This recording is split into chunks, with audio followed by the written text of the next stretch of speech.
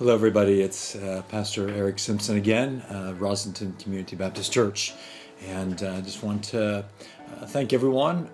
Many of you have made mention about praying for myself and Lisa, my wife, as we've been dealing with the COVID thing for these last couple of weeks. Started testing negative yesterday and still have a bit of lingering effects, energy levels, a bit of coughing still now and again, but very thankful that we're past the vast bulk of all that stuff. Also want to make you aware that of the two Ukrainian young ladies that we are looking to sponsor, we do have one of the visas that have come through, so thankful for that. If you could please pray for the other one. This is for Liana, that I've known for the longest. I met her when I first went to Rivne 3 years ago, plus now. I can't remember when exactly it was. I think it's been 3 years this last February, I think. But we are inviting her and a translator, Tanya, a lovely young lady I met in Kharkiv this past summer. And so, Lord willing, we should be seeing them very, very soon. Please pray with us for Liana's visa. There should be no problem. It's just it's been a very frustrating situation. I can appreciate the difficulties that the Home Office, visa authorities must be having. But we do want to be able to see this happen and continue to pray for Ukraine and all the situation that's happening there. It's heartbreaking. The number of people who have been killed, the number of people, families that have been destroyed, people who have been displaced, leaving their homes, and others who are, hearing the sirens day in and day out. I can't imagine it. I can't imagine it. Just we want to be able to see peace brought back to the country, and that they would go from to be able to become a beautiful, strong country that they should be. Today we want to finish out our last time together on this Lent journey. I've really enjoyed it, and thank you for everyone who has watched these very brief times.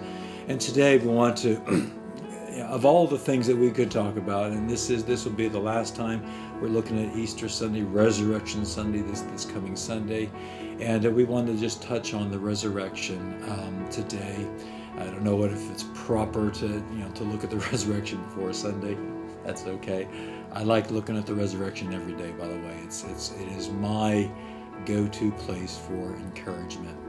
And today I want to take a look at and just make a few comments from the Gospel of Mark chapter 16, starting in verse 1, reading just a very few verses. It says this: Now when the Sabbath had passed, Mary Magdalene, Mary the mother of James, and Salome brought spices, that they might come and anoint him, Jesus, in the tomb, or who they thought would be in the tomb. Very early in the morning, on the first day of the week, they came to the tomb when the sun had risen. And they said among themselves, "Who will roll away the stone from the door of the tomb for us?" It's not going to be a problem. But when they looked up, they saw that the stone had been rolled away, for it was very large. And entering the tomb, they saw a young man clothed in a long white robe sitting on the right side, and they were alarmed. And he said to them, "Do not be alarmed. You seek Jesus of Nazareth, who was crucified. He is risen. He is not here. See the place where they laid him. But go, tell his disciples and Peter that he is going before you into Galilee. There you will see him, and as he told you." And they went out quickly and fled from the tomb and trembled and were amazed. And they said nothing to anyone, for they were afraid. What an incredible passage. So much that we could talk about, so many angles to this, so many things that we could bring out. But this is just a very brief little thought today, as we've been doing throughout these last number of weeks, leading up to this climax, this conclusion, or at least the beginning of the conclusion to this incredible story. And of course, the resurrection is really just the beginning of everything that Jesus did and is continuing to do into 2022. And we've been looking at this thing of Lent, this thing of the Passion Week, the Passion story in light of the Ukrainian crisis. And today, I want to bring out just a brief thought, looking at verse 7 in particular, when it says, the angel, go, tell his disciples, and Peter. I've always been fascinated why this particular name is mentioned. Why, of all the disciples, would Peter have been mentioned? Now, I have a particular thought on this. Maybe you have a different thought, and that's okay. I just wanted to share with you my thought. I go back to the time when Jesus was just beginning to face those trials. And Peter had followed him down from the mountain, down from the Garden of Gethsemane where they were praying. He was arrested. He was taken down. Peter had followed, if you remember. And Peter had said to Jesus, he said, everyone else may forsake you, but I will not. I am here right to the end. I have your back, Jesus. I am for you. And then our minds go to those times when there was Peter outside, and it was cold outside. And he was challenged, not once, not twice, but 3 times, on whether he was one of the ones that was connected to this Jesus from Nazareth. Now, it would have been dark. If fires were going, I'm sure Peter's face would have been maybe veiled, hidden. Maybe they didn't quite hear or see who he was, but his voice gave him away. And they said, surely you are one of those ones that followed him.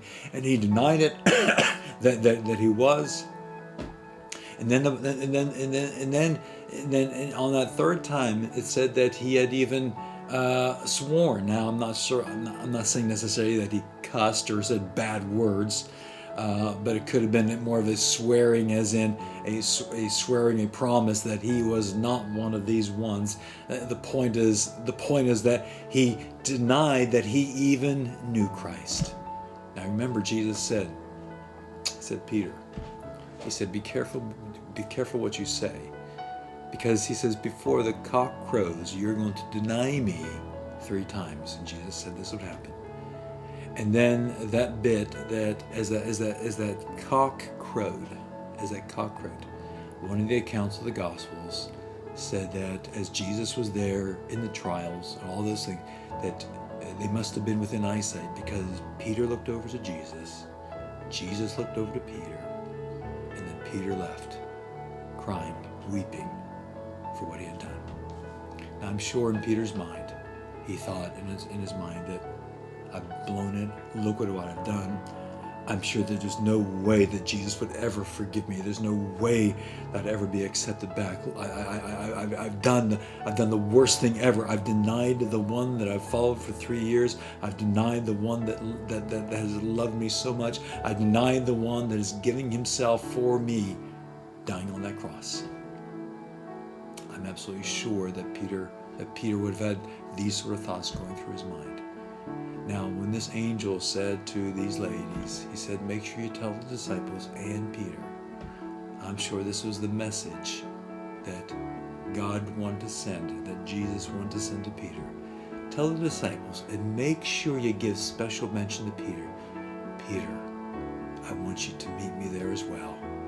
With a hidden message that, Peter, you have not been forgotten. Peter, I love you anyway, even despite your failures. I love you. That really gives me encouragement. It gives me strength. Now, I know many of us fail. Many of us, we don't do things perfectly and all these sorts of things. That's just who we are as people. But God is graceful. God loves us. He does want us to open up our hearts and our lives to Him. Jesus died on the cross. He rose again for us.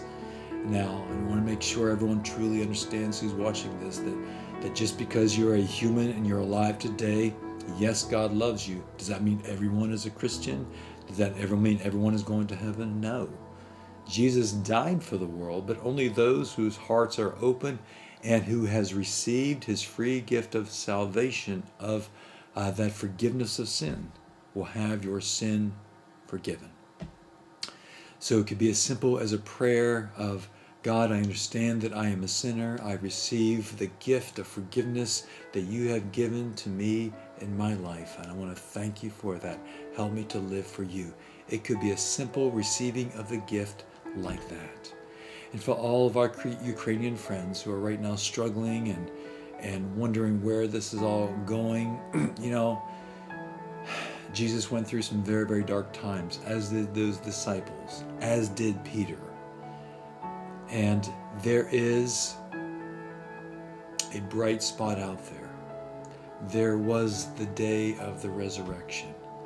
And I don't know where all this is going with the war. I don't know what all is going to be happening. I know there's been many tragedies. There's been many, many sad stories. But I also know that God is expert. He is expert at taking tragedy and turning it upside down for good. Now, there's a lot that we can talk about that, and I've been speaking to people, and I'm very much thinking now to do something in this whole world of pain and suffering, and how do we look at this? How can we understand this? And I'm thinking very seriously about trying to do something like that, to try and answer some questions that are out there. But I do pray that on this Resurrection Sunday, that this day that we celebrate the risen Christ, that we would all be encouraged, knowing that Jesus has truly has risen from the dead, just as he said, and that because he lives, as the song says, because he lives, I can face tomorrow. God bless you. Thank you for going with me on this journey, and Lord willing, we'll see you very soon.